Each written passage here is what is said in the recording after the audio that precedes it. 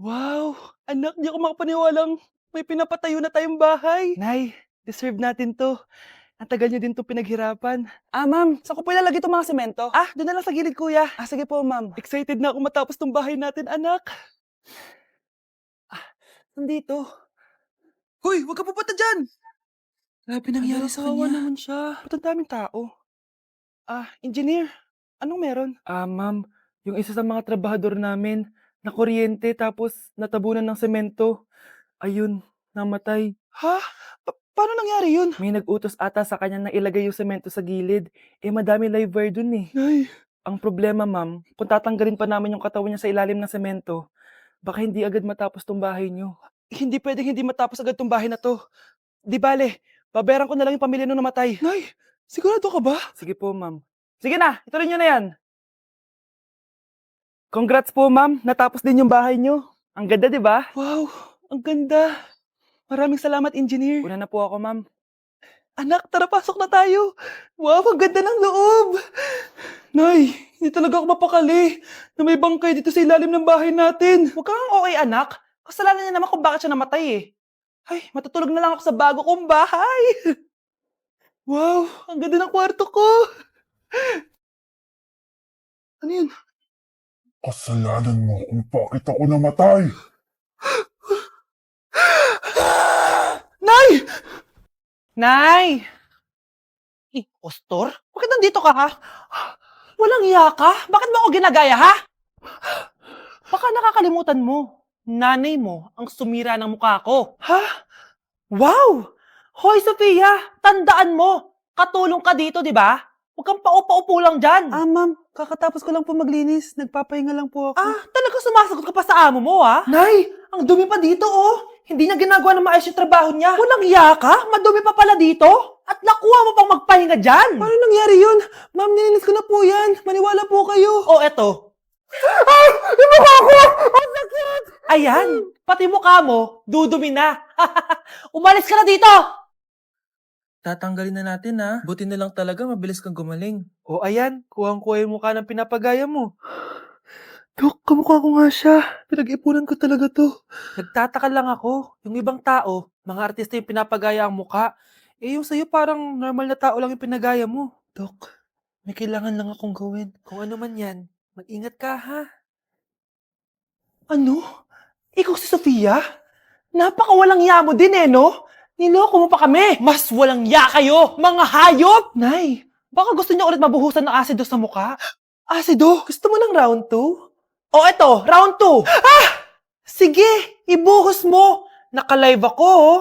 Ipakita nyo kung sino talaga kayo! Ano? Alisin mo yan. Ano? Takot na kayo, no? Tignan ko na lang kung hindi kayo masisira sa mga tao. Hindi kami pwede masira.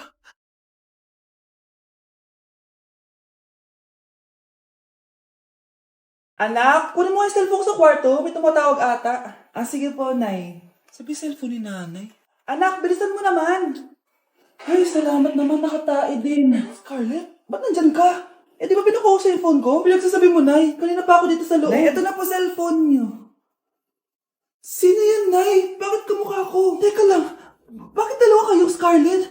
Nananaginip pa ako? Nay, ako yung totoong Scarlett. Ha? Sinungaling! Ako to, Nay. Ang totoong Scarlett. Sandali nga! Hindi na ako tutuwa sa inyong dalawa, ha? Isa lang ang solusyon dito. Magtatanong ako at kung sino makasagot ng tama, siya ang totoong Scarlett. Unang tanong, saan ako may balat? Balat? Nay, sa puwet. Nay, sa kifi. Tama, kifi. Ha? Totoo ba, Nay? O, diba, alam ko. Susunod na tanong. Ano ang timbang ko? Mukha kang 100 kilos, Nay. 75 kilos? Tama, 75 kilos. Yes. Huling tanong. Ano ang birthday ko? Birthday? Mahina pa naman ako sa ganyan. April 14, 1977? April 15, 1977. Tama! Ikaw nga ang totoong Scarlett. At ikaw, dahil talo ka, lumayas ka na dito, impostor! Ay! Sino ba kasing Scarlett na yun? Bakit kamukha ko siya? Anak, kilala mo talaga ako, no? Siyempre naman, Nay. Anak mo ko eh. Worth it lahat ng pagpaparetoke ko dahil sinira mo ang mukha ko noon. Ngayong napaniwala na kita, gaganti na ako sa'yo. Kapag pinirmahan mo to, akin na lahat ng mga kayamanan mo. Oh, pirmahan mo na. Tita, wala naman ako field trip ah. Hindi pa ba sinasabi ng teacher niyo na may field trip kayo? Anak, okay lang. Pipirmahan ko na to para makasali ka sa field trip niyo. Walang iya ka talaga, Rosa. Wala ka talagang titira sa akin, ha? Manda ka talaga sa akin. Mabilis ka talagang utuin, Susan. Salamat, Mare. Ramon, napapirma ko na siya. Atin na ang bahay, pera at mga ari-arian niya. Magaling ka talaga, Rosa. Kaso kailangan na natin kumilos na mabilis. Kasi sabi ng doktor, nagre-recover na yung mata niya. Ano? Kaya bukas na bukas din, papalayasin na natin sila. Total, nakuha na natin ang gusto natin. Nay, bakit mo pinirmahan yun, ha? Maliban natin kung ano nilalaman ng papel na yun. Huwag kang mag-alala, anak. Malapit nang matapos ang maliligayang araw ng tatay mo at ng kabit niya. Tita, bakit may dala kang maleta? Aba, syempre. Lilipat na ako dito sa bago kong bahay. Ano? Tay, ano ibig sabihin nito, ha? Nakalagay dito sa papel na pinirmahan ng nanay mo na amin na tong bahay, mga sasakyan niya, at ang mga pera niya. Napakahayop nyo! Bakit ang ingay? Ano nangyayari? Nay, kinuha na nila lahat sa atin! Ayan, magsama kayo mag-ina. Ngayong nasa amin na ang lahat, pwede na kayong lumayas. Ramon, magsa-celebrate tayo, ha? Ang galing nyo din, no? Ha? Nakakakita ka? Bago kayo mag-celebrate, i-check nyo muna kung pirma ko ba talaga yung nakalagay dyan. Hindi pwede to! Tay! Attorney! Kita mo naman kung anong ginawa na tong dalawang to, di ba? At nandito na rin ang ebidensya na magpapatunay na naghaharutan sila sa loob ng bahay ko. Anong gagawin niyo sa amin, ha? Mahal, huwag mo naman gawin sa amin to, please, oh. Magbabago ako, please. Oh, sorry kung natatapakan kayo pagka-love team nyo, ha? Arestuhin nyo na yung mga yan. Mag-celebrate kayo sa kulungan. Kayong dalawa, sumama na kayo sa akin sa presinto.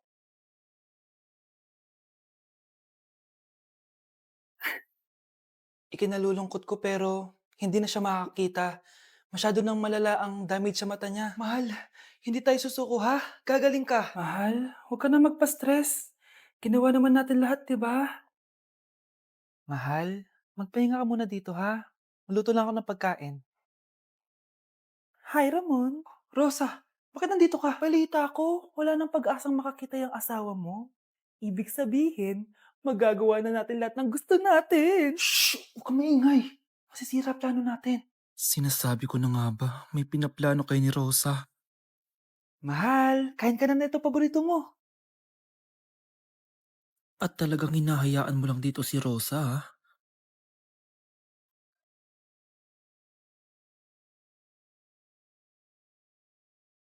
Walang iya kayo? Sa harap ko pa talaga at sa sarili kong bahay? Tay, nabalitaan ko yung nangyari kay nanay. Pagdasal na lang natin na gumaling pa rin siya, anak.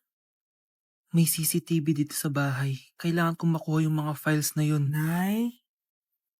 Nay? Nakakakita ka? Anak, please. Huwag mo muna sasabihin kahit kanino na nakakakita na ako. Nay, akala ko ba bulag ka na? Matagal na akong gumaling, anak. Hindi ko lang masabi kasi may masamang kutob ko din sa tatay mo. Sir, good news! Base sa recent lab test ng asawa niyo, nagre-recover yung mata niya. Ano? Ba't parang hindi kayo masaya, sir? Uy, Mare, may field trip kasi yung anak mo. Kailangan ng pirma ng parents. Rosa, sumugot ka. Kapag pinirmahan mo to, akin na lahat ng mga kayamanan mo. Oh, pirmahan mo na. Tita, wala naman ako field trip ah.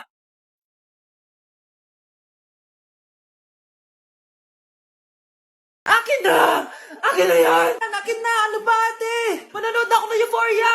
Manonood ako ng Ben 10! Wala akong pake! Akin na yan! Wala din akong pake sa Euphoria mo! Psst! Huwag kayo mag-away dyan? Isa pa mag-away kayo ha? Akin na! Sige po, Nay. Yan, kasalanan mo. Yan kasi ang kulit-kulit mo. Kakain na lang ako. Gutom ako. Pengi! Kumuha ka doon! Akin to! Sabi, pengi ako eh! Ano ba akin to eh? Isa lang eh! Isa lang! Ayan ka na naman eh! Akin yan eh! Isa lang eh! Asan na? Akin to! Di ba sabi ko huwag na kayo mag-aaway? Naririnig ang mga kapitbahay oh! Mga walang iya kayo! Mga walang respeto! Ay, si ano po kasi? Siya po kasi tayo, yun po ako bigyan. Kumakain lang ako dito, bida-bida ka. A few moments later. Ang pogi talaga ni Taeyong. Pogi pa ako dyan eh. Ayan na naman, si Pabida. Mas pogi ako dyan, tignan mo naman, kamukha ako si Jungkook. Mukha ka lang talampakan eh, mas pogi sa'yo si Taeyong. Mas pogi nga ako dyan eh. Asawa ko siya! Asawa ko! Anong asawa? Eh, di ka lang kilala yan eh. Talaga? Mga punyeta kayo? Saan ko ba na mag-aaway, di ba? O, ito tinitor, magsaksakan kayo! Hindi na po, Nay. Nay, sorry po. Ano? Hindi ka magsasaksakan? Sasaksakin ko sarili ko! Sige! Punyeta kayo? Mahal! Mahal na paano ka, mahal? Natatay ka ba? Sumasakit yung tiyan ko, mahal! Mga anak ka na! Tara, dadalhin na kita kay kumare! Bilis parang lalabas na! Few moments later. Mare! Mare, mga anak na ata ako! Dali, Mare, pumasok ka! Tulungan mo kami! Mga anak na asawa ko! Relax ka lang, Mare! Higang malalim! Mare, hindi ko na kaya! Mare, kalma ka lang! Higa ka muna! Okay, Mare, ganito. Umiri ka, ha? Isa pa, Mare, isa pa! Mare, ang hina naman! Lakasan mo pa! Eh na, Mare, nakikita ko na yung ulo! Hindi ko na kaya. Mare! Mahal! Gumising ka, kikilitiin kita! Mare, ang harot ha! Ayun na! Ayun na yung ulo ng... Tae! Mga anak, mag-aaral na kayo sa Lunes! Yes! Sa wakas! Face-to-face class na! Ayoko pa mag-aaral! Babe, magkikita na tayo! Anay, kailangan ko po ng notebook. Oh, eto sa'yo! Limited edition planner to, ah! Wow! Thank you, Nay! Ang ganda! Ano yung sa'kin, Nay? Oh, eto, yellow pad. Bakit yellow pad lang? Kasi sa kanya, planner. May favoritism talaga dito eh. Nay, kailangan ko po ng ballpen. Oh, eto anak, G-Tech. Ang mahal nito. Ingatan mo yan, ha? Thank you, Nay! Hindi ko babagsak to. O, ikaw naman. Etong sa'yo. Bakit maleta, Nay? Mag-aaral na ba ako sa ibang bansa? Yan yung gagamitin mo kapag bumagsak ka. Dahil papalayasin na kita. 1 year later. At dahil mag-graduate na kayo, bibigyan ko ng bagong cellphone ang may pinakamataas na grades. Nay, 95 ako. Akin yung cellphone. 95 lang? Ako nga 96 na eh. Shh! Sa akin yung bagong cellphone dahil 98 ang grade ko. O ikaw, anong grade mo? Bagsak? 99 ako, Nay. At deserve ko to. I'm a bitch, I'm a boss. I'm a bitch and a boss, I'ma shine like gloss. I'm a bitch, I'm a boss. I'm a bitch and a boss, I'ma shine like gloss. I'm a Ayun na, lumalabas na. Pagbilang ko na 3, umiri ka ng malakas ha. 1, 2, 3. Ito na, nakikita ko na ulo. Kagandang bata. Tingnan mo. Ay, oo nga, ang gandang bata. Saktong-sakto, wala akong jowa, ma'am. Huwag kang papaligaw sa iba, ha? Hihintayin kita, baby. Number 10. Last question na to, class, ha? 10 points to. Sana madali lang itanong ni ma'am. Mukhang mapaperfect ko to ah. Ano? Ang full name ni Jose Rizal. Full name? Akala ko full name niya na yun. Dinuro ba yan ni ma'am? Kung nakikinig talaga kayo sa discussion natin, alam nyo kung anong full name niya. Alam ko lang yung full name ng crush ko. Ano ba kasi full name niya? So wala palang nakikinig sa akin, ha?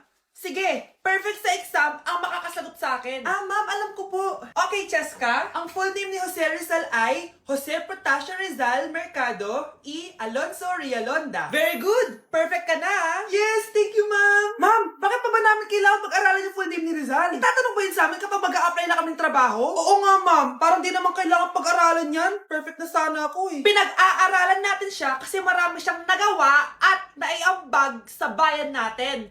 Eh, kayong dalawa, ano naiambag nyo? Di ba puro lang kayo reklamo at panigat sa bahay?